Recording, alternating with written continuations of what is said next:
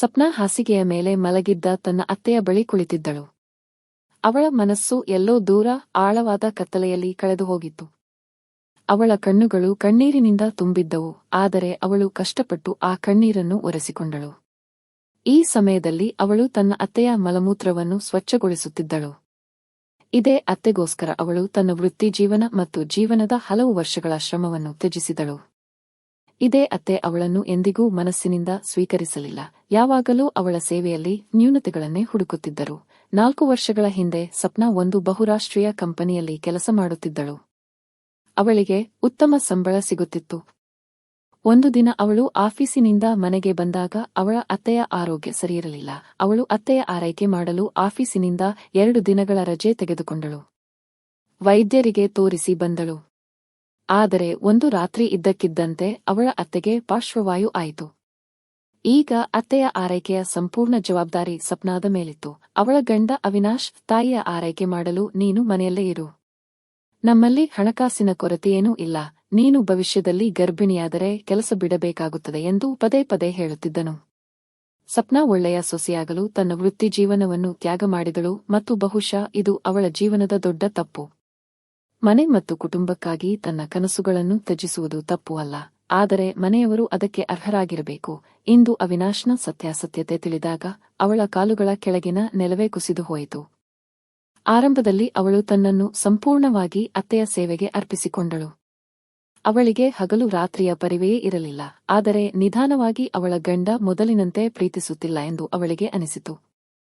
ಅವಳಿಗೆ ಸಮಯ ಕೊಡುತ್ತಿರಲಿಲ್ಲ. ಆಗಾಗ್ಗೆ ಬಿಸಿನೆಸ್ ಟೂರ್ ನೆಪದಲ್ಲಿ ಮನೆಯಿಂದ ಹೊರಗೆ ಇರುತ್ತಿದ್ದ ಸಪ್ನಾಳ ಸ್ನೇಹಿತೆಯೊಬ್ಬಳು ಅವಳ ಗಂಡ ಇನ್ನೊಬ್ಬ ಹುಡುಗಿಯೊಂದಿಗೆ ಊರೆಲ್ಲಾ ತಿರುಗಾಡುತ್ತಿದ್ದಾನೆ ಎಂದು ಹೇಳಿದಾಗ ಸಪ್ನಾ ನೇರವಾಗಿ ಅವನನ್ನು ಕೇಳಿದಳು ಮತ್ತು ಆಗ ಮನೆಯಲ್ಲಿ ದೊಡ್ಡ ಗಲಾಟೆಯಾಯಿತು. ಅವಿನಾಶ್ ನೇರವಾಗಿ, ನಾನು ಒಂದು ಹುಡುಗಿಯನ್ನು ಪ್ರೀತಿಸುತ್ತಿದ್ದೇನೆ ಮತ್ತು ಅವಳನ್ನೇ ಮದುವೆಯಾಗಲು ಬಯಸುತ್ತೇನೆ ಎಂದನು. ಇದೆಲ್ಲ ಅವನ ತಾಯಿ ಮಾಲತಿ ಅವರಿಗೆ ತಿಳಿದಾಗ ಅವರೂ ಕೂಡ ಮಗನಿಗೆ ಬೆಂಬಲ ನೀಡುತ್ತಾ, ಮಗನೇ, ನೀನು ಯಾರನ್ನು ಮದುವೆಯಾಗಲು ಬಯಸುತ್ತೀಯೋ ಅವಳನ್ನೇ ಮಾಡಿಕೋ. ನೀನು ನನ್ನ ಏಕೈಕ ಮಗ ಎಂದರು. ಇದನ್ನು ಕೇಳಿ ಸಪ್ನಾ ದಂಗಾದಳು. ಯಾವ ಅತ್ತೆಗೋಸ್ಕರ ಇಷ್ಟೆಲ್ಲಾ ಮಾಡಿದಳೋ ಅದೇ ಅತ್ತೆ ಇಂದು ತನ್ನ ಬೆಂಬಲಕ್ಕೆ ನಿಲ್ಲುತ್ತಿಲ್ಲ. ಸ್ವಚ್ಛಗೊಳಿಸುತ್ತಾ ಅವಳು ನಿಧಾನವಾಗಿ, ಅತ್ತೆ, ನೀವು ನಿನ್ನೆ ರಾತ್ರಿ ಅವಿನಾಶ್ಗೆ ಮತ್ತೊಂದು ಮದುವೆ ಆಗಲು ಹೇಗೆ ಹೇಳಿದಿರಿ? ನಿಮಗೆ ಒಮ್ಮೆಯಾದರೂ ನನ್ನ ಬಗ್ಗೆ ಯೋಚನೆ ಬರಲಿಲ್ಲವೇ ಎಂದಳು. ಅವಳ ಅತ್ತೆ ಮುಖ ಸಿಂಡರಿಸಿಕೊಂಡು, ನೋಡು, ನಾನು ಸೊಸೆಗಾಗಿ ನನ್ನ ಮಗನನ್ನು ಬಿಟ್ಟುಕೊಡಲು ಸಾಧ್ಯವಿಲ್ಲ. ನನ್ನ ನೆಪದಲ್ಲಿ ಕೆಲಸ ಬಿಟ್ಟ ನಂತರ ಕುಳಿತುಕೊಂಡು ತಿಂದು ನೀನು ದಪ್ಪ ಮತ್ತು ಆಕಾರವಿಲ್ಲದವಳಾಗಿದ್ದೀಯಾ? ನನ್ನ ಮಗ ನಿನ್ನಿಂದ ಸಂತೋಷವಾಗಿಲ್ಲ ಮತ್ತು ತೃಪ್ತನಾಗಿಲ್ಲ. ನಾನೇನು ಮಾಡಲಿ? ಅವನು ಯಾರನ್ನು ಮದುವೆಯಾಗಲು ಬಯಸುತ್ತಾನೋ ಅವಳನ್ನೇ ಮದುವೆಯಾಗುತ್ತಾನೆ. ನೀನು ನನ್ನ ಸೇವೆ ಮಾಡಿದೆ, ಆದರೆ ನಿನ್ನ ಗಂಡನನ್ನು ಸಂತೋಷವಾಗಿ ಇಟ್ಟುಕೊಳ್ಳಲು ಸಾಧ್ಯವಾಗಲಿಲ್ಲ ಎಂದರು. ಸಪ್ನಾಗೆ ಯಾರೋ ಕರೆಂಟ್ ಶಾಕ್ ಕೊಟ್ಟಂತೆ ಆಯಿತು. ಒಂದು ಕ್ಷಣ ಅವಳು ಮೂರ್ಛೆ ಹೋದಂತಾಯಿತು. ಅವಳ ಕಣ್ಣುಗಳಲ್ಲಿ ನೀರಿತ್ತು. ಅತ್ತೆಯ ಈ ಮಾತುಗಳು ಅವಳ ಹೃದಯದಲ್ಲಿ ಮುಳ್ಳಿನಂತೆ ಚುಚ್ಚಿದವು. ನಾನು ನನ್ನ ಅತ್ತೆಗೆ ನೀಡಿದ ಪ್ರೀತಿ ಮತ್ತು ತ್ಯಾಗಕ್ಕೆ ಇದೇನಾ ಪ್ರತಿಫಲ ಎಂದು ಅವಳು ಯೋಚಿಸಲು ಪ್ರಾರಂಭಿಸಿದಳು.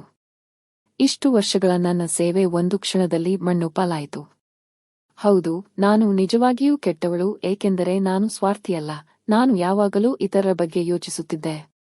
ನನ್ನ ಬಗ್ಗೆ ಎಂದಿಗೂ ಯೋಚಿಸಲಿಲ್ಲ ಎಂದು ಅವಳು ಅಂದುಕೊಂಡಳು. ಅವಳು ಕಣ್ಣೀರು ಒರೆಸಿಕೊಂಡು ಎದ್ದು ನಿಂತು, ಸರಿ ಅತ್ತೆ, ನಾನು ನಿಮಗೆ ಯಾವುದೇ ಮಹತ್ವ ಹೊಂದಿಲ್ಲದಿದ್ದರೆ ನಾನು ಈ ಮನೆಯನ್ನು ತೊರೆದು ಹೋಗುತ್ತೇನೆ. ಈಗ ನಾನು ನಿಮ್ಮ ಮಗನಿಂದ ವಿಚ್ಛೇದನ ಪಡೆಯಬೇಕು ಎಂದಳು. ಮಾಲತಿ ಏನೂ ಹೇಳಲಿಲ್ಲ. ಅವಳು ತಕ್ಷಣ ತನ್ನ ಗಂಡನಿಗೆ ಫೋನ್ ಮಾಡಿ, ನೀವು ಯಾರನ್ನು ಮದುವೆಯಾಗಲು ಬಯಸುತ್ತೀರೋ ಅವಳನ್ನೇ ಮಾಡಿಕೊಳ್ಳಿ. ನಾನು ಮನೆಯಿಂದ ಹೋಗುತ್ತಿದ್ದೇನೆ ಮತ್ತು ನನಗೆ ನಿಮ್ಮಿಂದ ವಿಚ್ಛೇದನ ಬೇಕು ಎಂದಳು. ಅವಳ ಮಾತನ್ನು ಕೇಳಿ ಅವಿನಾಶ್ ಸಂತೋಷಪಟ್ಟನು ಮತ್ತು ನಾನು ಹೇಳಿದ್ದನ್ನು ನೀನು ಬೇಗನೆ ಅರ್ಥಮಾಡಿಕೊಂಡದ್ದು ಒಳ್ಳೆಯದು ಮತ್ತು ನೀನು ಯಾವುದೇ ಗಲಾಟೆ ಮಾಡಲಿಲ್ಲ. ನಾನು ವಿಚ್ಛೇದನದ ಪೇಪರ್ಸ್ಗೆ ಸಹಿ ಹಾಕುತ್ತೇನೆ. ಚಿಂತೆ ಮಾಡಬೇಡ, ಏಕೆಂದರೆ ನನಗೂ ನಿನ್ನಿಂದ ಬಿಡುಗಡೆ ಬೇಕು ಎಂದನು. ಅವಳು ನೋವಿನಿಂದ ಎದ್ದು, ನನ್ನ ಗಂಡನ ತಾಯಿಗೋಸ್ಕರ ನಾನು ನನ್ನ ಸ್ವಂತ ಆರೋಗ್ಯದ ಬಗ್ಗೆ ಗಮನಹರಿಸಲಿಲ್ಲ ಮತ್ತು ನನ್ನ ಮಹತ್ವವನ್ನು ಅರ್ಥಮಾಡಿಕೊಳ್ಳುವ ಬದಲು ಈ ಜನರು ನನ್ನನ್ನು ದಪ್ಪ, ಆಕಾರವಿಲ್ಲದ ಮತ್ತು ಕೊಳಕು ಎಂದು ಹೇಳಿ ನನ್ನಿಂದ ದೂರವಾಗುತ್ತಿದ್ದಾರೆ. ಆದರೆ ಒಂದು ದಿನ ಈ ಜನರಿಗೆ ನನ್ನ ಬೆಲೆ ತಿಳಿಯುತ್ತದೆ. ನಾನು ಈ ಜನರಿಗಾಗಿ ನನ್ನ ಗುರುತನ್ನು ತ್ಯಜಿಸಿದೆ. ಮನೆಯ ಸಾಮಾನ್ಯ ಸೊಸೆಯಾಗಿ ಉಳಿದೆ. ಯಾರಿಗೆ ಯಾವುದೇ ಕನಸು ಮತ್ತು ಉದ್ದೇಶ ಇರಲಿಲ್ಲ. ಬಹುಶಃ ಈ ಜನರು ನನಗೆ ಅರ್ಹರಲ್ಲ ಎಂದು ಯೋಚಿಸಿದಳು. ಸಪ್ನಾದ ಹೃದಯ ಸಂಪೂರ್ಣವಾಗಿ ಮುರಿದು ಹೋಗಿತ್ತು. ಅವಳು ತನ್ನ ಗಂಡನಿಗೆ ವಿಚ್ಛೇದನ ನೀಡಿ ಅಲ್ಲಿಂದ ಶಾಶ್ವತವಾಗಿ ಹೊರಟು ಹೋದಳು. ಸಪ್ನಾ ಹೋದ ನಂತರ ಅವಿನಾಶ್ ಬೇಗನೆ ಚಿತ್ರಾಳನ್ನು ಮದುವೆಯಾದನು.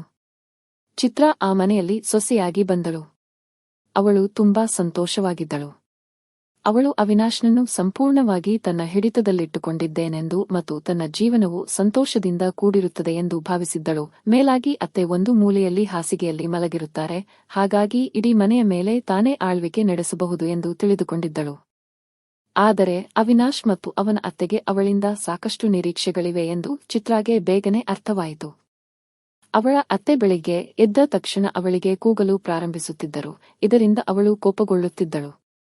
ತಾಯಿಯ ಬಗ್ಗೆ ಕಾಳಜಿ ವಹಿಸಬೇಕು ಎಂದು ಅವಿನಾಶ್ ಕೂಡ ಅವಳಿಗೆ ಹೇಳುತ್ತಿದ್ದನು.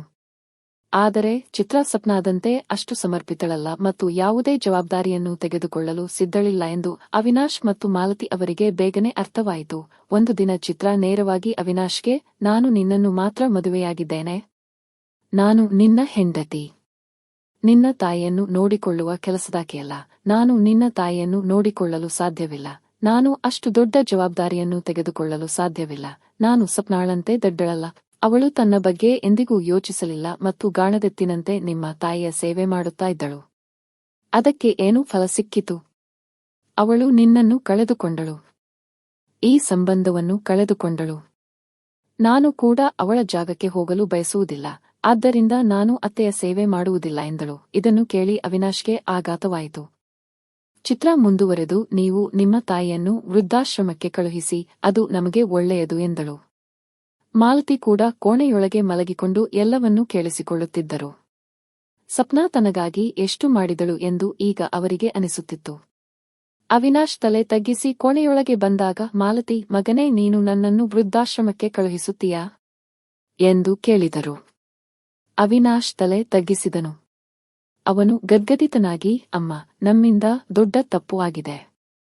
ನಾವು ಎಂದಿಗೂ ಸಪ್ನಾಳನ್ನು ಅರ್ಥಮಾಡಿಕೊಳ್ಳಲು ಪ್ರಯತ್ನಿಸಲಿಲ್ಲ. ನಾನು ಕೂಡ ಹೊರಗಿನ ಜಗತ್ತಿನಲ್ಲಿ ಮರೆತು ಹೋದೆ.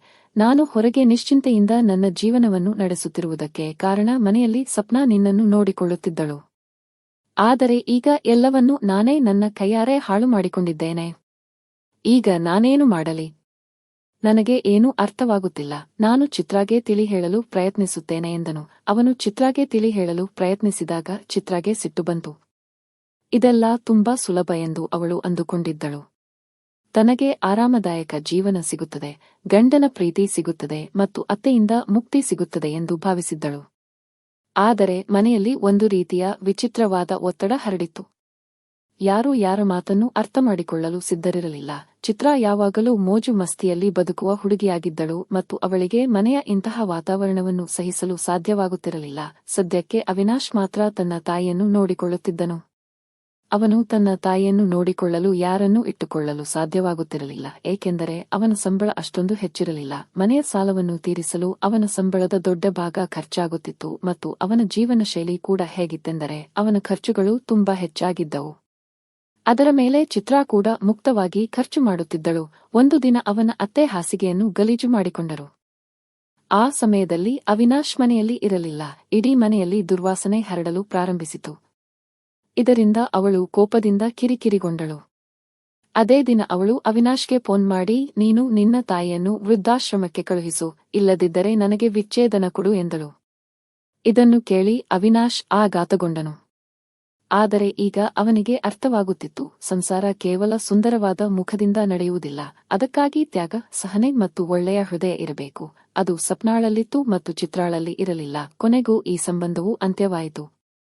ಚಿತ್ರಾ ಅವಿನಾಶ್ಗೆ ವಿಚ್ಛೇದನ ನೀಡಿ ಶಾಶ್ವತವಾಗಿ ಅಲ್ಲಿಂದ ಹೊರಟು ಹೋದಳು.